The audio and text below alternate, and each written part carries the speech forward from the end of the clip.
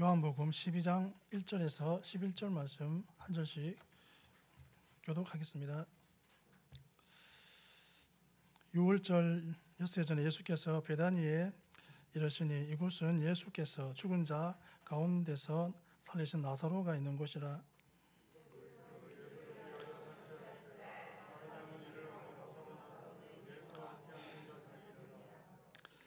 마리아는 지극히 비싼 향유 곧 순전한 나드 한 근을 가져다가 예수의 발에 붓고 자기 머리털로 그의 발을 닦으니 향유 냄새가 집에 가득하더라. 이 향유를 어찌하여 300데나리온에 팔아 가난한 자들에게 주지 아니하였느냐 하니,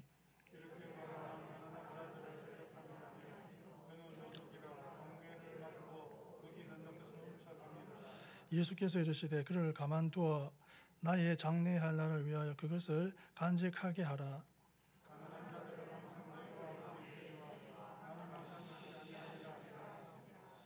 유대인의 큰 무리가 예수께서 여기 계신 줄을 알고 오니 이는 예수만 보기 위함이 아니요 죽은 자 가운데서 살리신 나사로도 보려 함이러라.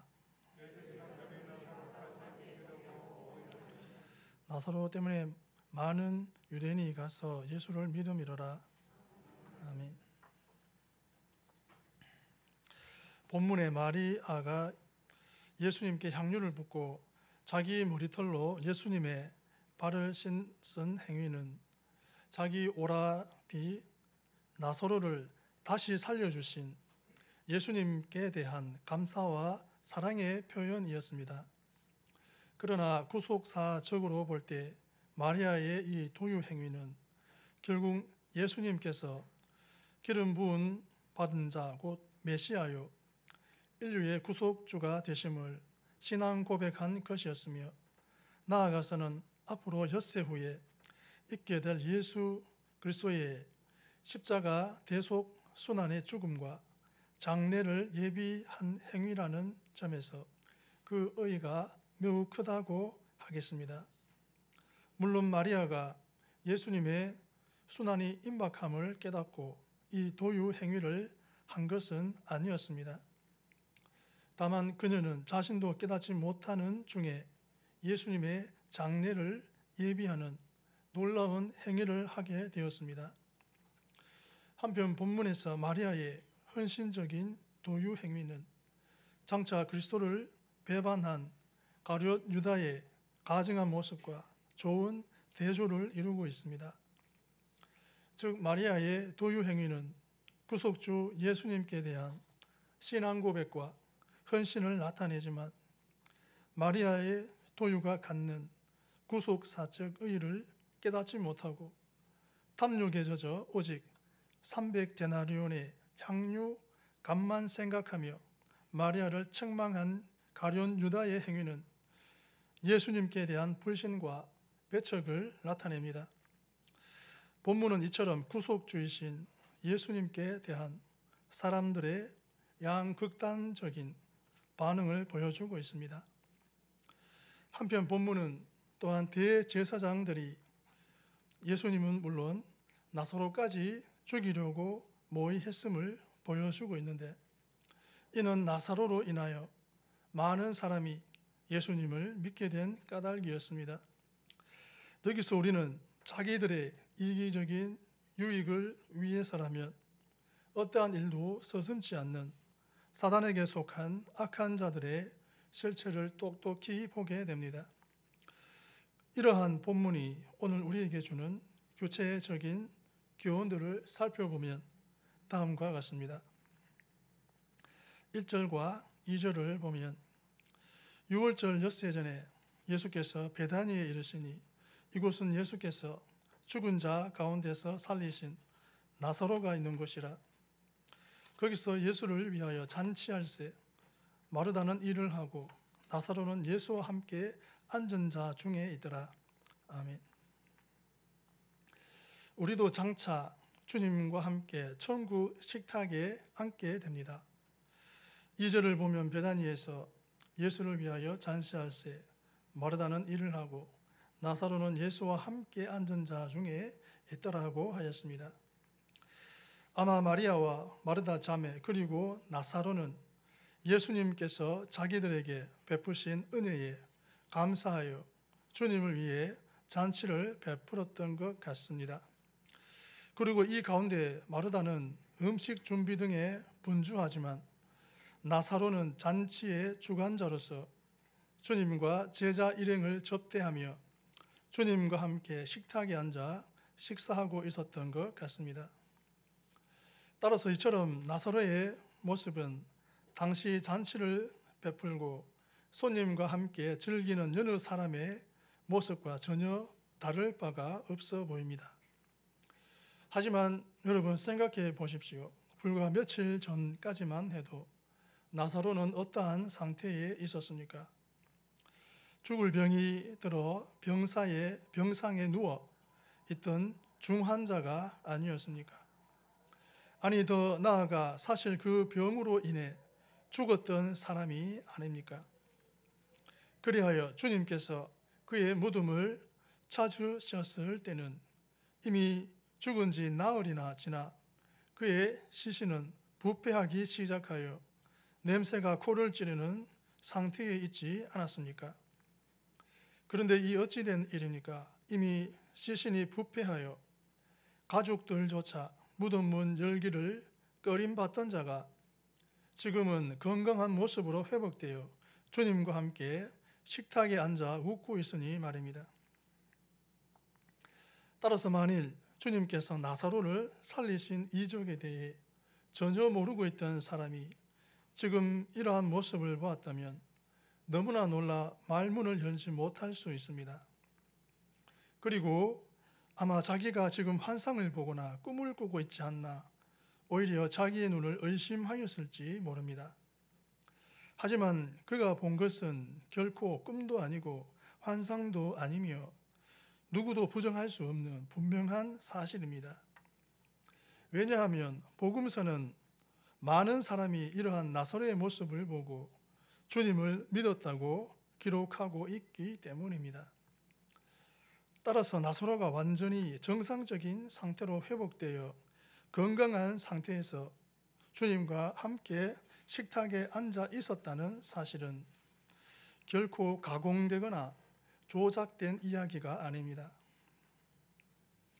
그리고 이 사실은 언젠가는 죽어야 하는 우리에게 참으로 소망이 되는 일이라 아니할 수 없습니다. 왜냐하면 나사로의 소생은 주님 안에서 죽은 자들을 주님이 다시 살리실 것을 예표하기 때문입니다. 주님은 나사로의 죽음으로 슬퍼하는 마르다를 위로하시면서 나는 부활이요 생명이니 나를 믿는 자는 죽어도 살겠고 무릇 살아서 나를 믿는 자는 영원히 죽지 아니하리라 라고 말씀하셨습니다. 그리고 나사로를 살리심으로 주님께서 부활과 생명의 근원이심을 입증해 보이셨습니다. 그러니 우리 또한 죽는다고 할지라도 다시 살고 또 주님과 함께 천국 부활을 누리게 될 것이 분명합니다. 그렇습니다. 오늘 본문에 기록된 바와 같이 주님과 함께 식탁에 앉아 즐거워하고 있는 나사로의 모습은 실상 장차 우리의 모습이기도 합니다. 즉 육신의 병으로 죽었던 그가 주님의 능력을 통해 생명을 회복하여 주님과 함께 앉은 것처럼 우리 역시 언젠가는 죽게 될 것이지만 우리 역시 장차 주님이 다시 오실 때는 부활하여 천국의 식탁에 주님과 함께 앉게 됩니다. 그러므로 성도 여러분, 우리는 오늘 본문에 기록된 나사로의 모습을 통해 우리의 미래의 모습을 보도록 합시다. 그리하여 우리에게도 이러한 놀라운 미래가 있다는 사실을 기억하며 더욱 큰 기쁨과 소망을 두고 하루하루를 살아가도록 하십시다. 비록 육신의 죽음이 우리에게 엄습해 올지라도 그것이 우리를 영원히 가두지 못하며 결국 영원한 생명이 우리에게 주어질 것을 믿어 의심치 맙시다. 3절과 4절을 보면 마리아는 지극히 비싼 향유 곧 순전한 나드 한 근을 가져다가 예수의 발에 붓고 자기 머리털로 그의 발을 닦으니 향유 냄새가 집에 가득하더라. 제자 중 하나로서 예수를 잡아줄 가룟 유다가 말하되 마음과 정성을 드리는 것이 곧 참된 예배입니다. 3절은 주님을 위해 마리아가 행한 일들을 기록하고 있습니다. 그런데 이 기록은 단지 마리아라는 한 여인의 행동뿐만 아니라 진정한 예배란 과연 무엇인지에 대해서도 우리에게 말씀해 주고 있다는 점에서 중요한 의미가 있습니다. 먼저 본절의 첫 부분을 보면 마리아는 지극히 비싼 나드 향유 한 근을 주님의 발에 부었다고 하였습니다. 그런데 이 향유는 300데나리온, 그러니까 당시 노동자의 1년 품삯에 해당하는 매우 비싼 향유였습니다.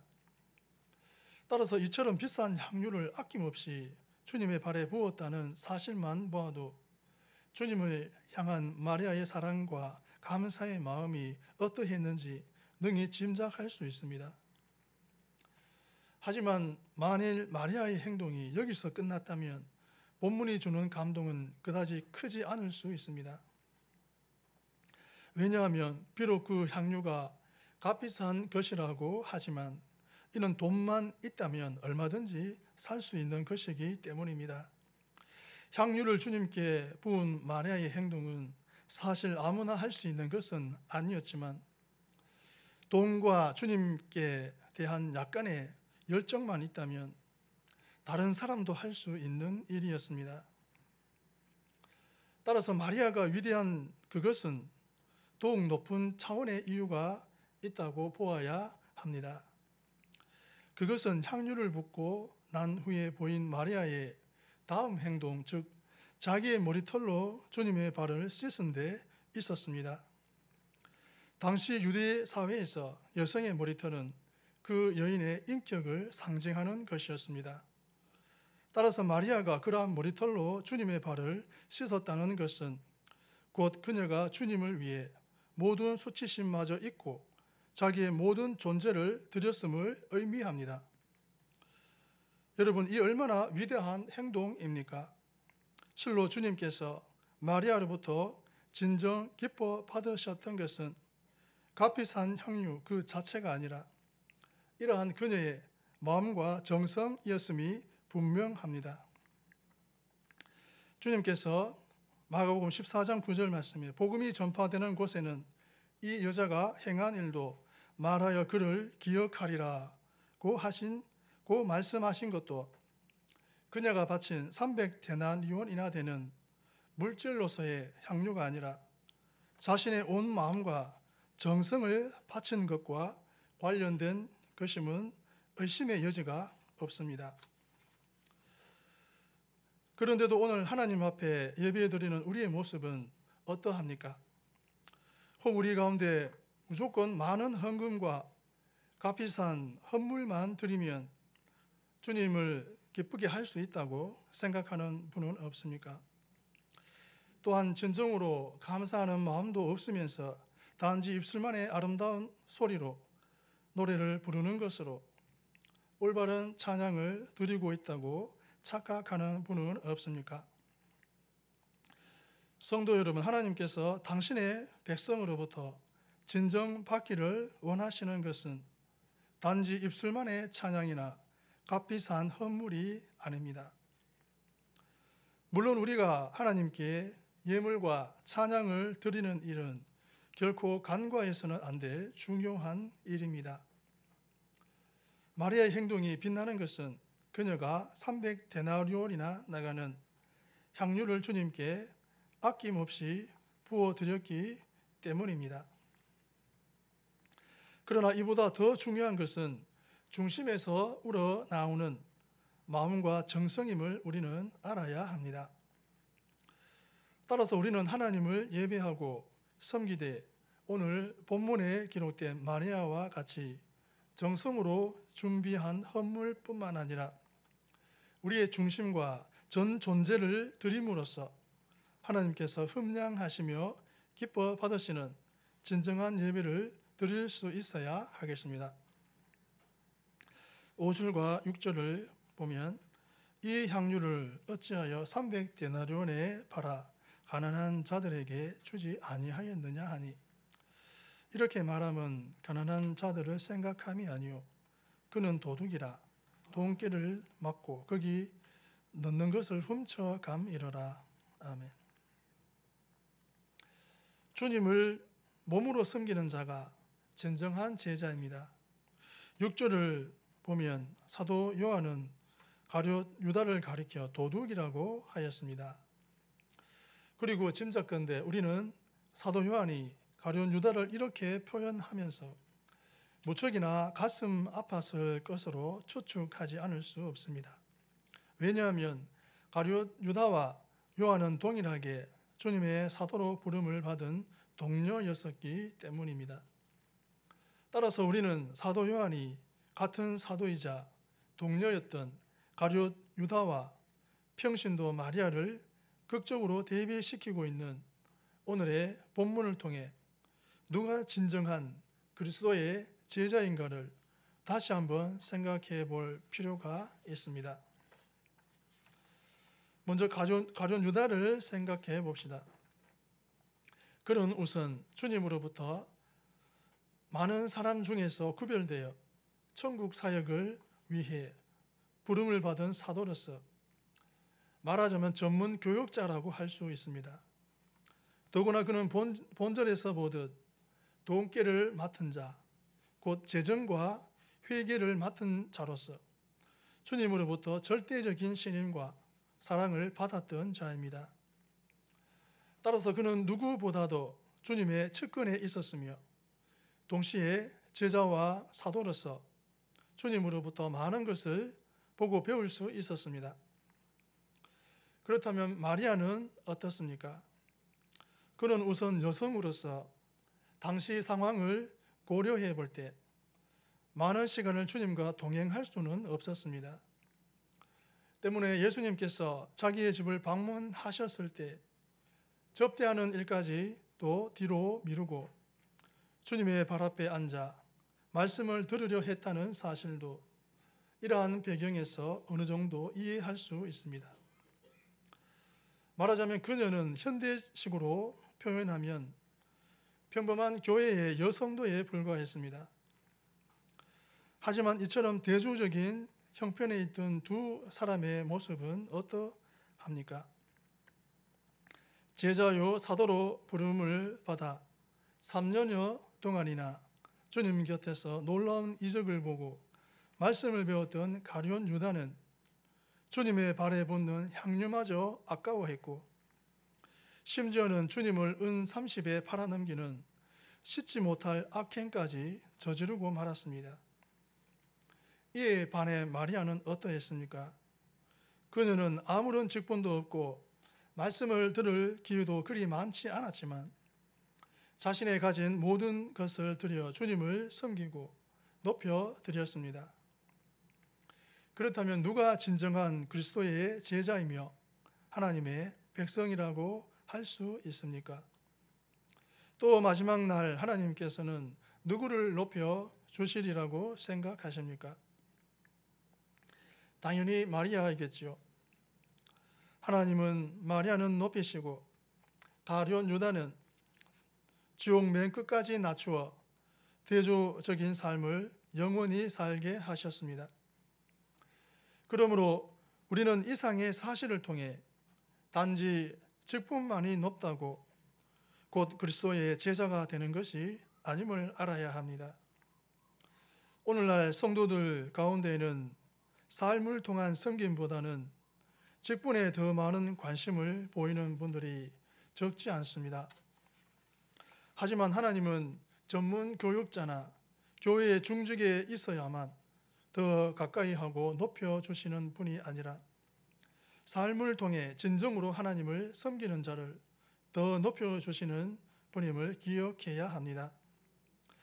따라서 우리는 모두 직분의 높고 낮음이나 감투의 종류가 아니라 마리아와 같이 몸과 마음을 들여 하나님을 섬기고 높이는 데 힘과 정성을 쏟음으로써 삶을 통해 그리스도의 진정한 제자로 인정받는 성도들이 되어야 하겠습니다.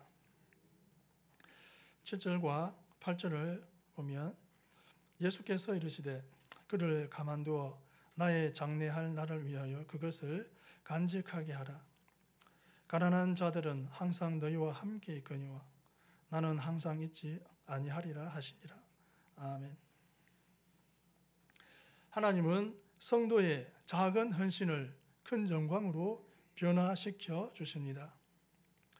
7절과 8절에는 마리아를 비난하는 가룟 유다에 대해 주님께서 마리아를 변호하신 말씀이 기록되어 있습니다. 그런데 여기서 주님은 단지 마리아의 행위를 변호만 하신 것이 아니라 그녀의 행위 속에는 더 큰 의미가 있다고 선포하셨습니다. 즉 그녀가 주님의 발에 향유를 부은 행위는 단지 주님을 접대하기 위한 의미뿐 아니라 장차 있을 십자가의 죽음을 예비하는 의미가 포함되어 있다는 말입니다. 이를 마가복음의 표현을 빌려 표현하면 그는 힘을 다하여 내 몸에 향유를 부어 내 장례를 미리 준비하였느니라 입니다.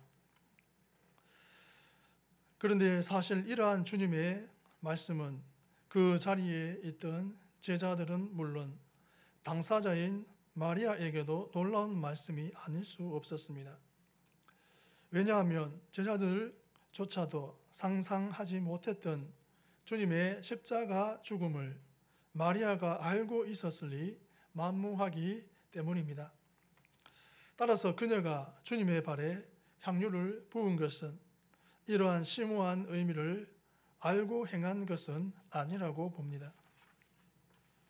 그런데도 주님께서 마리아의 도유 행위를 단지 주님에 대한 감사와 접대의 차원을 넘어 메시아 구원 사역의 절정인 십자가 사건과 연결하셨습니다.